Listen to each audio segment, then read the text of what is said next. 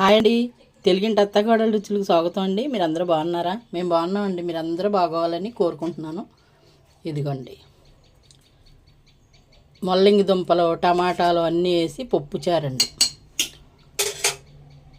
పప్పుచారు పెట్టాను కదా అని చికెన్ ఫ్రై చేశాను. చికెన్ ఫ్రై అండి.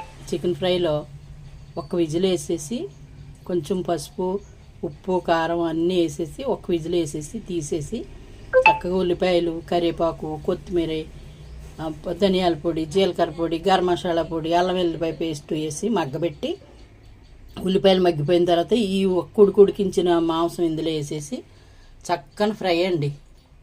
గ్రేవీలాగా ఉంటుంది, తినడానికి చాలా సూపర్గా ఉంటుంది. పప్పు చారులోకి ఈ కూర అన్నంలో కలుపుకోవచ్చు, సైడ్ డిష్గా కూడా తినవచ్చు. చికెను అంతా కూడా బోన్స్ లేని చికెన్ అనమాట అండి. చాలా బాగుంది, చాలా టేస్టీగా కూడా ఉంది. పప్పుచారు కాసి ఈరోజు ఇలా చెయ్యాలనిపించి చేశాను అనమాట. ఇంకా 2 పూటలైనా 3 పూటలైనా సరిపోతుంది. ఇవాళ తినగా ఇంకా రేపటికి మిగులుతుంది. వండుతూ ఇలా వండుతాను కానీ ఇంకా కొంచెం ఉంటే తెల్లారేసుకుంటారు. ఇదిగో ఈ రకంగాను పెరుగుందండి. అలాగే టేస్టీ కూర వండుకుని మన ఇంట్లోనూ ఈ బయట ఎప్పుళ్ళు అయ్యి తింటే అందులో అజినమోటులు అయ్యి వేస్తారని నేను అటువంటి ఏమీ వేయకుండా ఎల్లిపాయ పేస్ట్ ఫ్రిడ్జ్లో పెట్టుకుంటాను.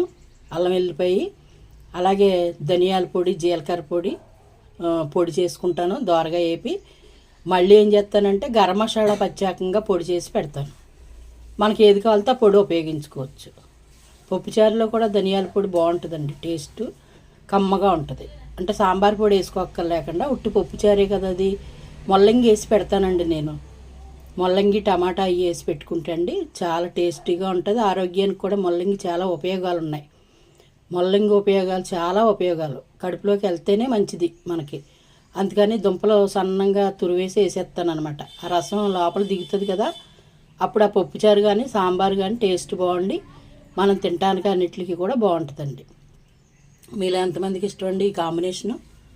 మా ఇంట్లో లొట్టలు వేసుకుంటూ చూస్తున్నారు ఇప్పుడు భోజనానికి రెడీగా. అలాగే వార్పు రైసు, పెరుగు, పచ్చళ్ళు ఉంటాయి. మనం ఎలా కావాలితే అలా ఉపయోగించుకొని తినవచ్చు. అసలు ఈ కూర ఉంటే ఇంక పచ్చడితో పని ఏమి ఉండదు కదండి. అదిగోండి చూసారా, కరివేపాకు, కొత్తిమీర వేసి గుమ్మగుమ్మలాడుతూ దట్టించి ఉండేటప్పటికి అసలు ఎంత బాగుంటుందంటే అలా ఉడికించి వండింది చాలా టేస్ట్ ఉంటుందండి. ఎందుకంటే ఎక్కువ ఉడికించాలని కూడా అంటున్నారు కదా, చికెన్ బాయిల్ అయిపోతే దాంట్లో ఏమి ఉండదు, తినడానికి మంచిదని అన్నారని నేను అలా బాయిల్ చేశాను. లేకపోతే ఎప్పుడు చెయ్యను.